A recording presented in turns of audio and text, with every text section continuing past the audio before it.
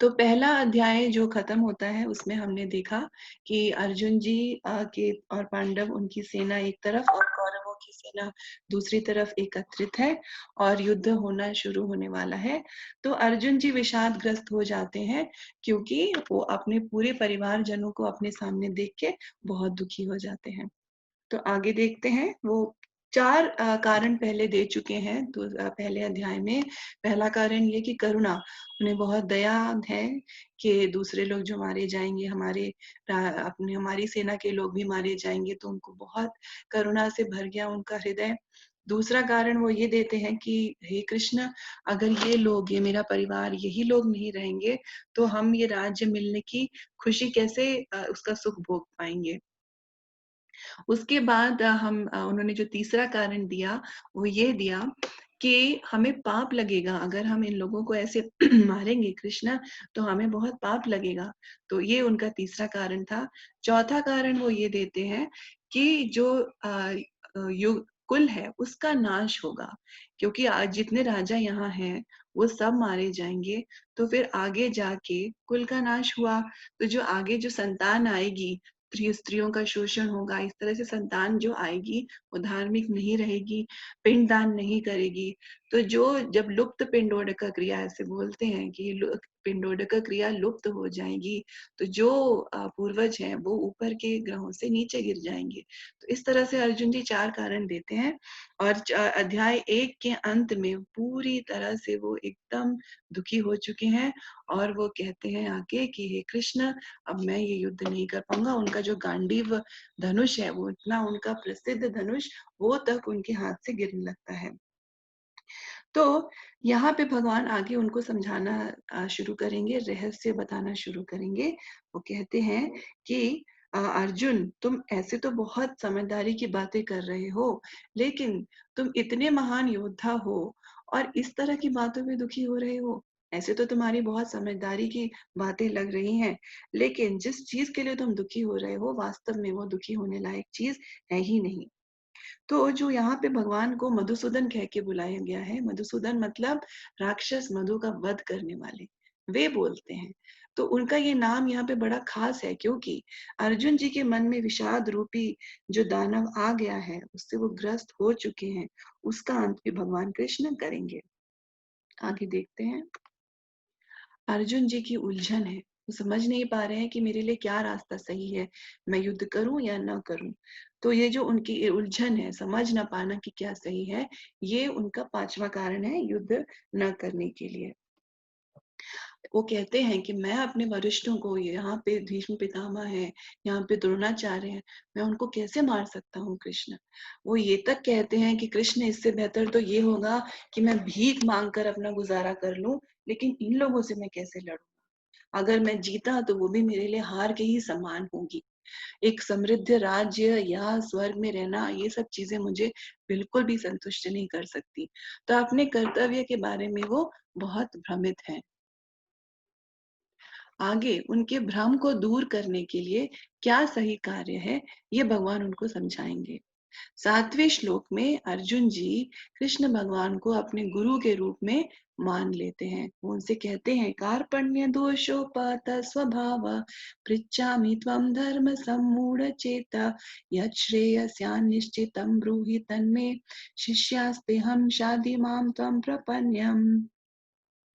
तो वो ये कहते हैं कि मैं इस दुख से पूरी तरह ग्रसित हो गया हूँ, क्या सही है मैं समझ नहीं पा रहा हूँ कृष्ण, अब मैं आपका शिष्य हूँ, आप मुझे समझाइए कि मेरे लिए क्या सही है। तो अर्जुन जी ये बहुत बड़ी बात हमें यहाँ सिखा रहे हैं कि हमारे जीवन में भी जब हम ऐसे किसी परिस्थिति में आए, तो हमको अपने गुरु की शरण लेनी चाहिए और पूरी तरह उनको समर्पित होना चाहिए। तो मुस्कुराते हुए अब भगवान कृष्ण अपनी नई भूमिका में बड़े गंभीर हो जाते हैं। अब तक वो एक मित्र की तरह थे, एक कजिन भाई की तरह थे, लेकिन अब वो एक गुरु का रोल ले रहे हैं भगवान कृष्ण। वो उनसे कहते हैं, भगवान कृष्ण अर्जुन से कहते हैं कि तुम विलाप कर रहे हो, तुम मूर्ख हो। विलाप करने के लिए उन्हें मूर्ख कहते हैं।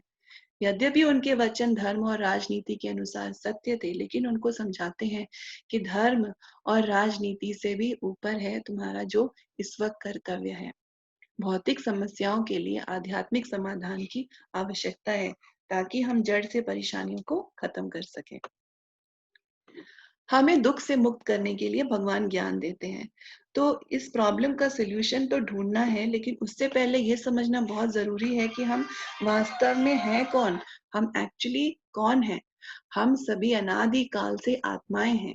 ये भगवद गीता के 12वें श्लोक में भगवान हमें समझाते हैं, न त्वयैवाहं जातो नासं, न त्वं नेमे जनाधिपा, न चैव न भविष्यामः, सर्वे वयम् अतः परम्। मतलब ऐसा कोई वक़्त नहीं था जब तुम, मैं या यहाँ पे मौजूद ये सब राजा नहीं थे। तो मतलब आत्मा अनादि काल से है। ये बात हमें भगवान इस 12वें श्लोक में समझा रहे हैं। इस श्लोक के माध्यम से भगवान मायावाद को हरा रहे हैं। क्यों? क्योंकि मायावादी ऐसा मानते हैं कि ब्रह्म ज्योति में जाके आत्मा लीन हो जाती है। अगर आत्मा ब्रह्म ज्योति को पाना चाहती है, तो उसमें जाके लीन हो जाती है। लेकिन भगवान यहाँ क्लियरली बता रहे हैं कि आत्मा तो कभी खत्म होती ही नहीं है, तो वो लीन कैसे हो सकती है? तो इस तरह से भगवान मायावाद को हरा रहे हैं। मृत्यु केवल पोशाक का परिवर्तन होती है। ये बात भगवान हमें समझाते हैं और कहते हैं कि जीवन में भी ऐसा ही होता है। भगवान कहते हैं 13वें श्लोक में हम देखते हैं कि वो कह रहे हैं, देहिनोऽस्मिन् यथा देहे कौमारं यौवनं जरा तथा देहांतर प्राप्तिर धीरस्तत्र न मोहयति। कि जैसे इस फोटो में आप देख सकते हैं कि एक छोटे बच्चे से थोड़ा टीनेज में जाते हैं, फिर युवा होते हैं, फिर वृद्ध होते हैं, लेकिन आत्मा तो वही रह रही है जो इस बच्चे के शरीर में, वृद्ध के शरीर में, और फिर इस तरह से घूम के फिर दूसरे एक नए शरीर को ले रही है। तो आत्मा का कभी भी विनाश नहीं होता, और खाली एक जैसे कि एक बच्चे से बड़े हम हुए, उस तरह से आत्मा एक शरीर से दूसरे शरीर में चली गई। आगे भगवान 14वें श्लोक में समझाते हैं, मात्र स्पर्शास्तु कौन्तेय शीतोष्ण सुख दुःखदा आगमापायिनो नित्यास् तां स्थितिक्षस्व भारत। कि जिस तरह से गर्मी और सर्दी के मौसम आते रहते हैं, उसी तरह सुख और दुःख भी आता है। दोनों स्थिति में हमें अपने कर्तव्य को निभाते रहना चाहिए, और इससे क्या होगा, कम से कम हम इस जीवन में अच्छे से रह पाएंगे, और अगर हम इसकी उन्नति और आगे ले जाएं, तो फिर हम मुक्ति भी प्राप्त कर सकते हैं। आगे जाके भगवान समझाते हैं कि शरीर तो अस्थाई है और आत्मा स्थाई है। मतलब शरीर नष्ट होता है, आत्मा कभी भी नष्ट नहीं होती है। भगवान समझाते हैं कि भौतिक शरीर का अंत आना तो निश्चित है। आत्मा न तो मारती है और न ही मारी जाती है, और आत्मा पूरे शरीर को चेतना देती है।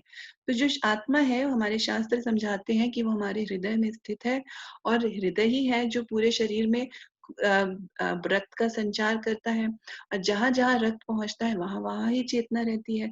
तो अगर अपने हाथ में हम तेज से कुछ रबर रबर बाँध लें, रबर बैंड बाँध लें, या तेज से कोई धागा बाँध लें, तो उस पोर्शन में जिस टिप पे खून नहीं पहुँचता, वो सुन्न पड़ जाता है, क्योंकि वहाँ खून नहीं पहुँच रहा है, तो वहाँ चेतना भी नहीं पहुँच रही है।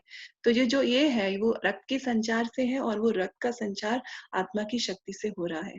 तो पूरे शरीर में जो चेतना है, वो आत्मा की वजह से हो रही है। आत्मा के लिए कोई जन्म या मृत्यु नहीं है। भगवान इसको 20वें श्लोक में समझाते हैं कि आत्मा कभी मरती नहीं या जन्म नहीं लेती है। पुराने शरीर के परिवर्तन में नए लोग को जन्म देते हैं, ये 22वें श्लोक में आता है। जैसे कि एक इंसान पुराने जो कपड़े खराब हो गए, उनको हटा के नए कपड़े पहनता है, इस तरह से जो शरीर किसी काम का नहीं रहा, उससे छोड़ के आत्मा नए शरीर में चली जाती है। ये 22वां श्लोक है। वासांसि जीर्णानि यथा विहाय नवानि गृह्णन्ति नरोपराणि तथा शरीराणि विहाय जीर्णानि अन्यानि संयाति नवानि देहि। इस स्लाइड में एक और बहुत इंपॉर्टेंट पार्ट है कि आत्मा न तो मारती है और न ही मारी जाती है। इसको हम कैसे समझ सकते हैं कि जब भी कभी धर्म के लिए किसी की हत्या करी जाती है, तो फिर जो हत्या करने वाला है उसको पाप नहीं लगेगा। जैसे कि अर्जुन जी यहाँ धर्म युद्ध लड़ रहे हैं, तो इसमें अगर वो किसी का वध करते हैं, तो उन्हें उसका कोई भी पाप नहीं लगेगा। इसमें श्रीला प्रभुपाद जी बहुत अच्छे से समझाते हैं इसके पurport में, तात्पर्य में, कि ये श्लोक और ये ज्ञान कहीं पे भी मर्डर को, किसी के खून करने को नहीं सपोर्ट करता। हमें ऐसा नहीं सोचना चाहिए कि आत्मा तो मर नहीं सकती, तो किसी को मार दिया तो क्या हुआ? ऐसा बिल्कुल भी नहीं है। ऊपरी अथॉरिटीज़, जो हायर अथॉरिटीज़ हैं, जो देव हैं, उनके सैंक्शन, उनके परमिशन के बिना अगर हम ज़बरदस्ती किसी के जीवन को इस तरह से ख़त्म करते हैं, या कोई इंसान अगर अपने जीवन को भी ख़त्म करता है, सुसाइड करता है या मर्डर करता है, ये दोनों चीज़ें ही बहुत गलत हैं।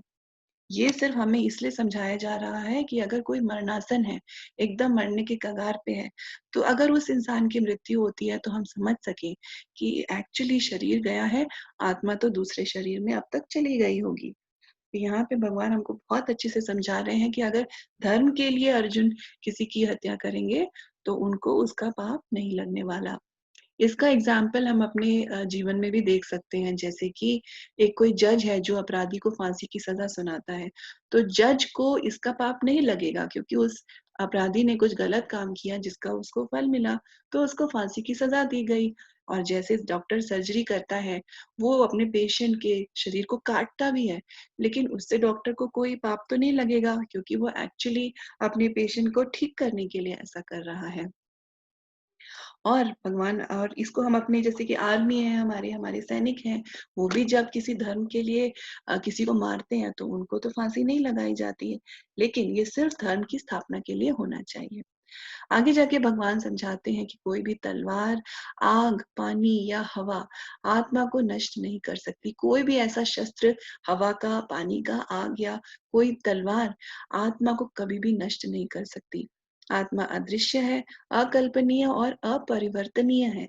आत्मा में भी कभी कोई चेंज नहीं आता है। आत्मा देखी नहीं जा सकती है और उसकी कल्पना करना भी बहुत मुश्किल है, क्योंकि इतनी छोटी आत्मा पूरे शरीर को चेतना देती है, और वो इंसान का शरीर कितने बड़े-बड़े काम कर जाता है। अभी जो हम कार्य कर रहे हैं उसके द्वारा हमारा अगला शरीर निर्धारित होता है। भगवान अर्जुन को समझाते हैं कि अपने उत्थान के लिए तुम लड़ो। अगर तुम जीतोगे तो यहाँ पे राज्य का सुख भोगोगे, और अगर तुम हार के मर भी गए तो भी क्या होगा अर्जुन, कि तुम स्वर्ग लोक को प्राप्त करोगे, क्योंकि तुम धर्म का युद्ध कर रहे हो। तो चलिए आगे देखते हैं।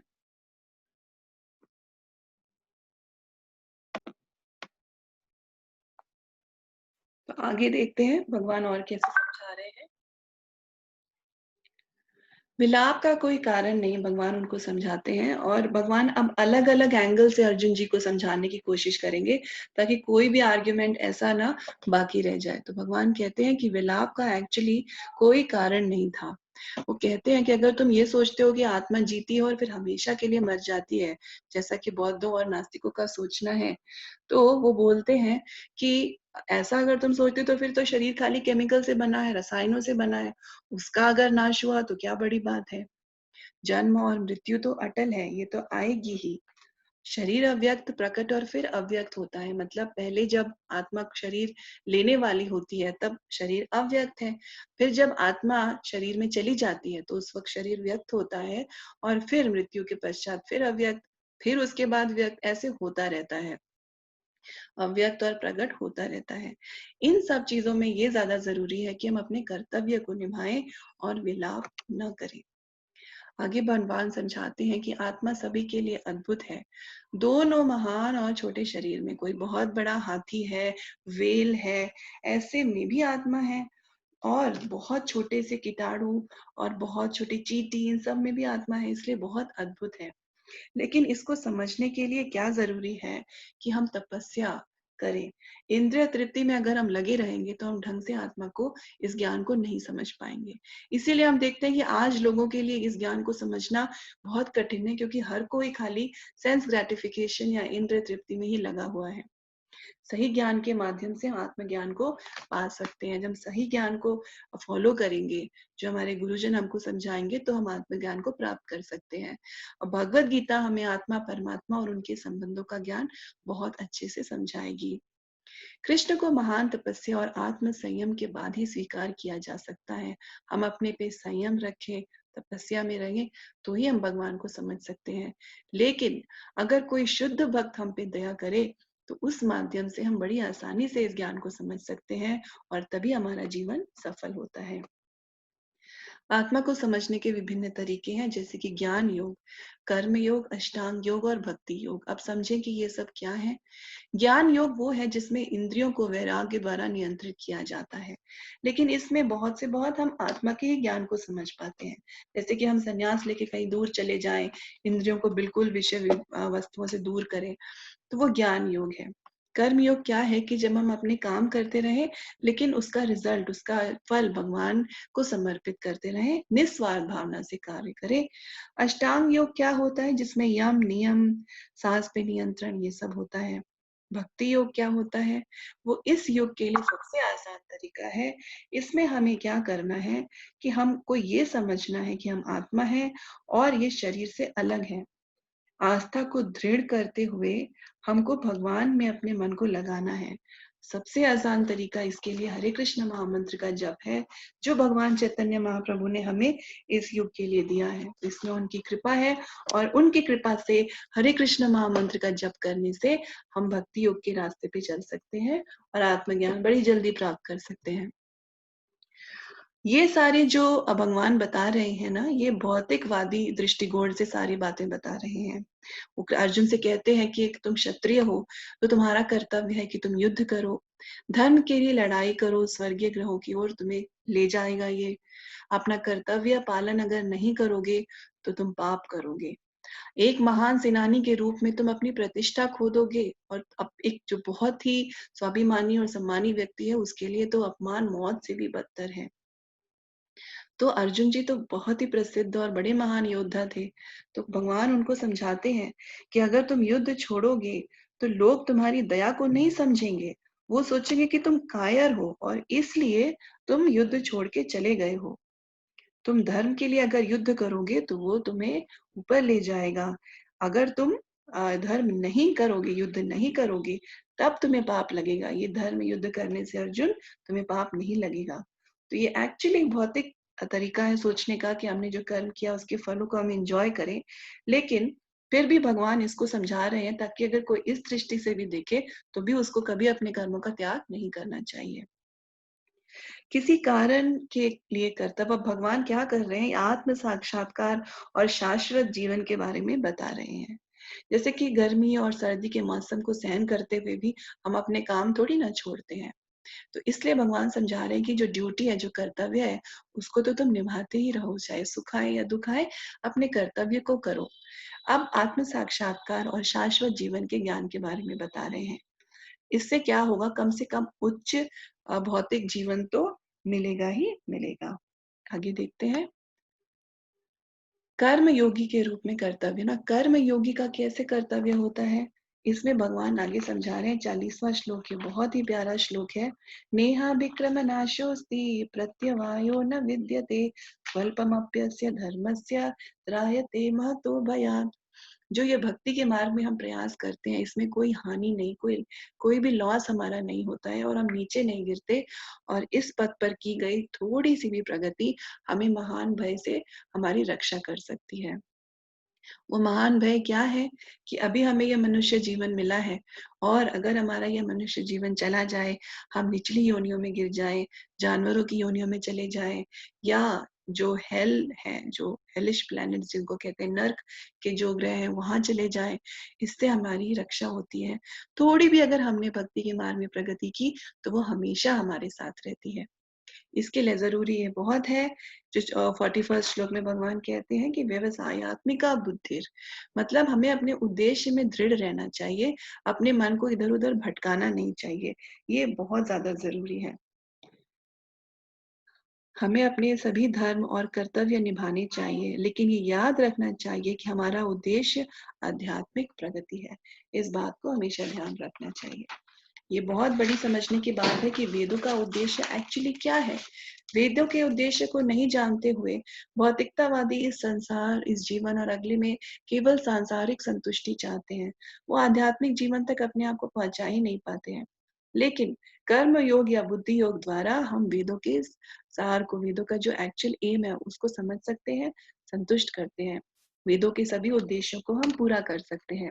भगवान आगे कहते हैं गीता में, वेदैश्च सर्वैर अहमेव वेद्यो, मतलब कि वेदों का सार तो मेरा प्रेम को पाना है, मेरी भक्ति को ही पाना है। तो वेदों का जो उद्देश्य है वो ये है कि हम अपनी चेतना को शुद्ध करें और जन्म मृत्यु के चक्र से हम निकल पाए।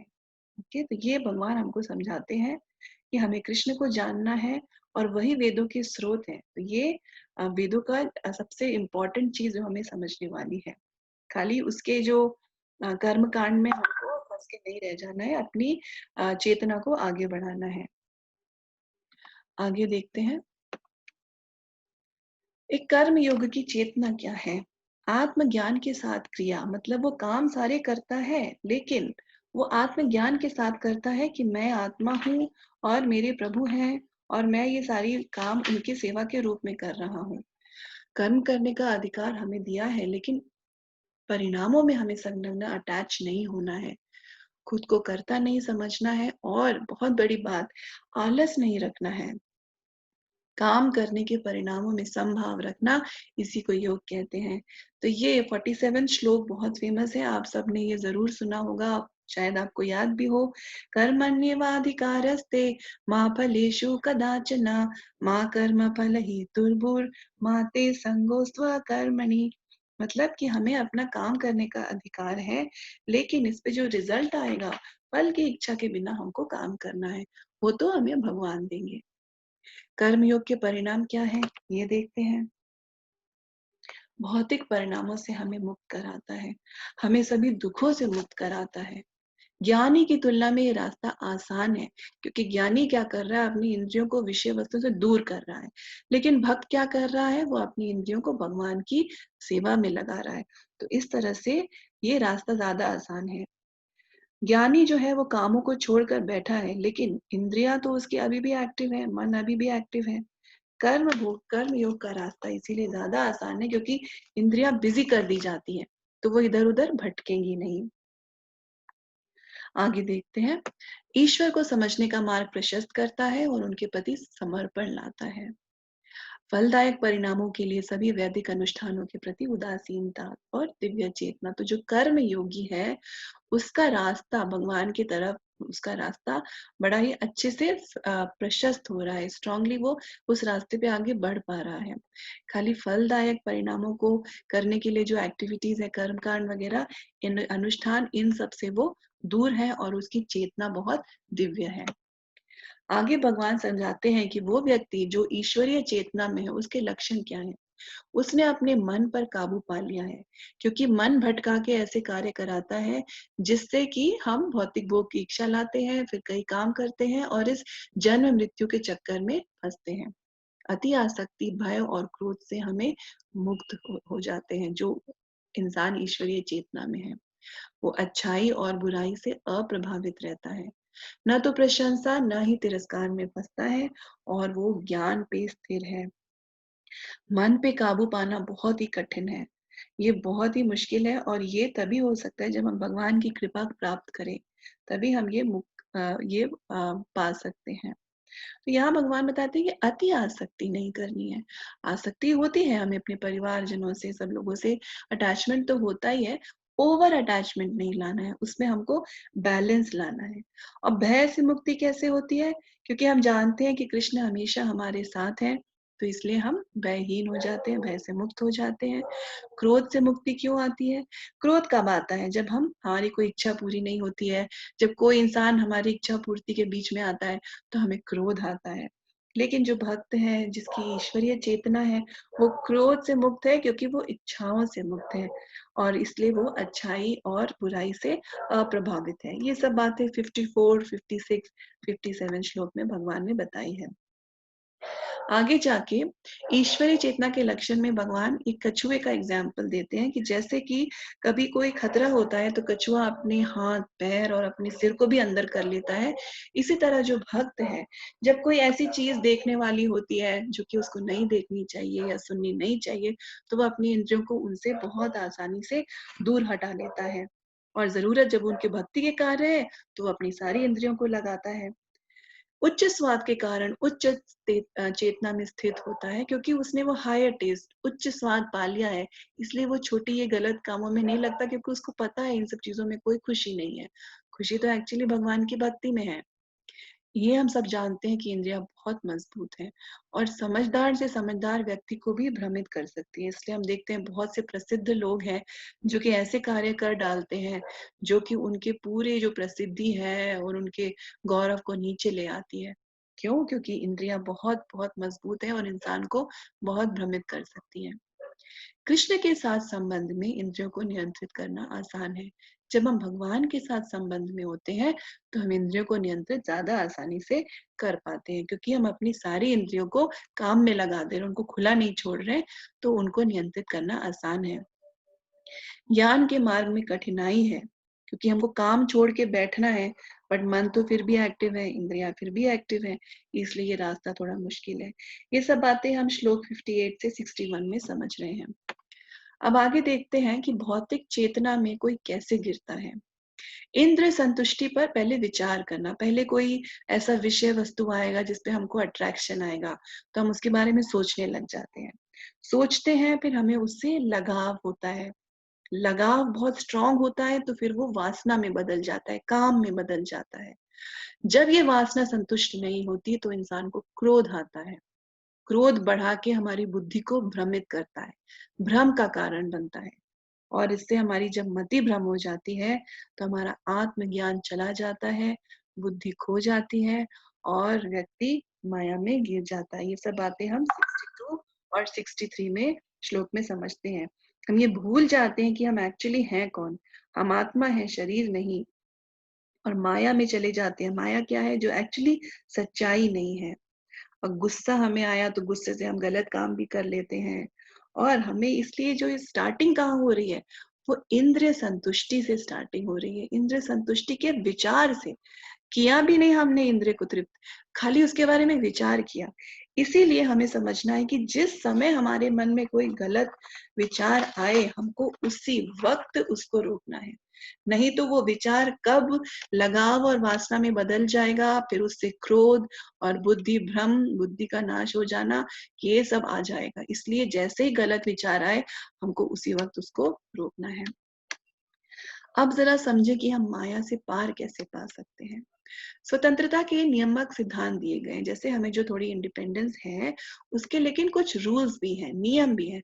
जैसे कि हम अपने भोग को भगवान को अर्पण करें, और जैसे कि एक मनुष्य और स्त्री के बीच विवाह होता है, और ये सब चीजें को दिया गया है।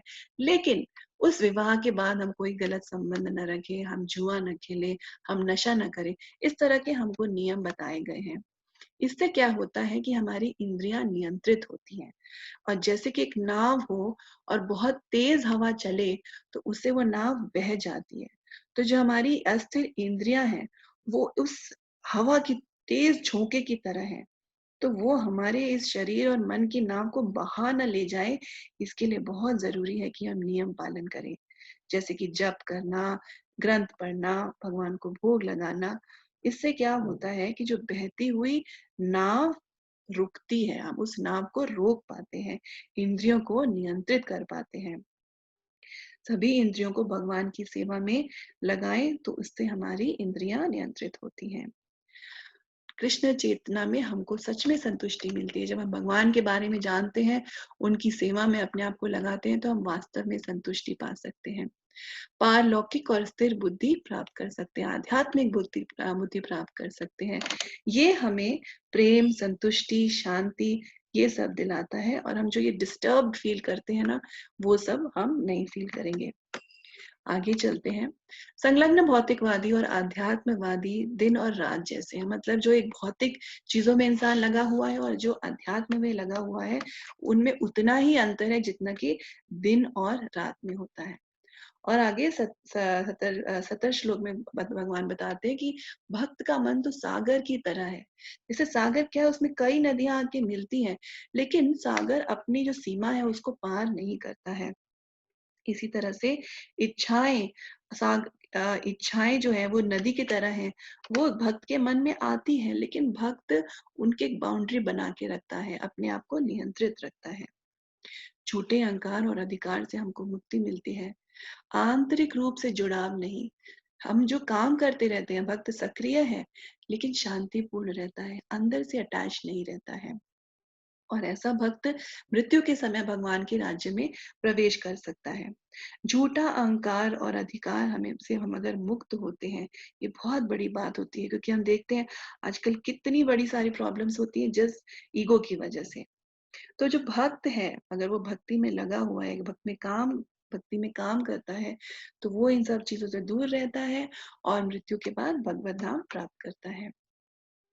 अब हम ज़रा समझें आत्मा और परमात्मा के बारे में। जैसे आप ये फ़ोटो देख सकते हैं, इसमें एक डाल पे 2 पंछी बैठे हैं।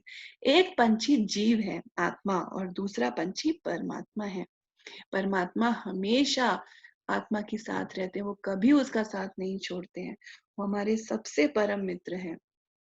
अगर हम परमात्मा मुखी हो जाते हैं, उनको समझ लेते हैं, उनसे अपना ये रिश्ता जोड़ लेते हैं, तो हम हमेशा सुखी रहेंगे। जो सभी ऊर्जा और जीवन हमारे मन में है, वो आत्मा के कारण आती है, जो कि परमात्मा ने शक्ति दी हुई है। दुःख की समाप्ति के लिए हमें परमात्मा मुखी होना चाहिए। आप देखिए, कोई भी जीव आप देखिए, छोटे से बड़ा, हर आत्मा के साथ परमात्मा विद्यमान है। वो किसी भी वक़्त हमें अकेला नहीं छोड़ते, बस हम भूल जाते हैं कि वो हमारे साथ हैं। इस युग के लिए आत्मज्ञान की आसान प्रक्रिया क्या है, वो हम समझें। तो प्रभुपाद भगवद गीता के 6 चैप्टर के 11 और 12 वर्ड्स के पर्पट में वो बोलते हैं कि स्पिरिचुअल रियलाइजेशन, आध्यात्मिक ज्ञान की प्राप्ति के लिए सबसे अच्छा तरीका है हर उनके भगवान के नाम का जप करना। तो इस युग के लिए आत्मज्ञान की ये आसान प्रक्रिया है कि हम हरे कृष्ण महामंत्र का जप करें।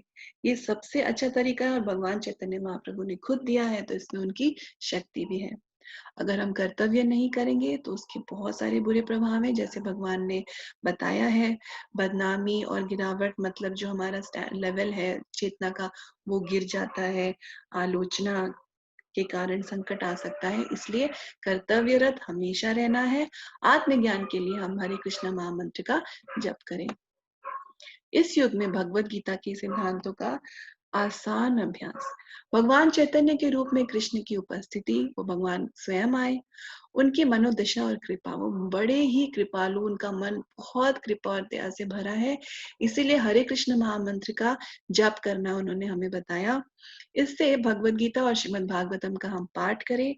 जब हम हरे कृष्ण महामंत्र का जप करते हैं, तो इसमें क्या है कि कोई नियम नहीं है, इसका जाप कोई भी कर सकता है और इससे हम बहुत जल्दी आध्यात्मिक प्रगति प्राप्त करते हैं।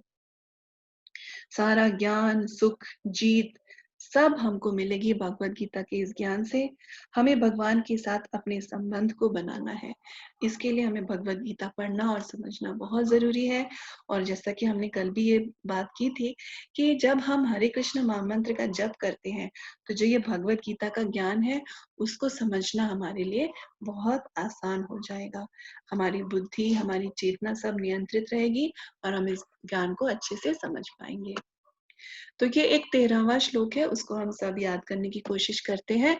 भगवान कहते हैं, देहिनोऽस्मिन् यथा देहे कौमारं यौवनं जरा तथा देहांतर प्राप्तेर धीरस्तत्र न मुह्यति।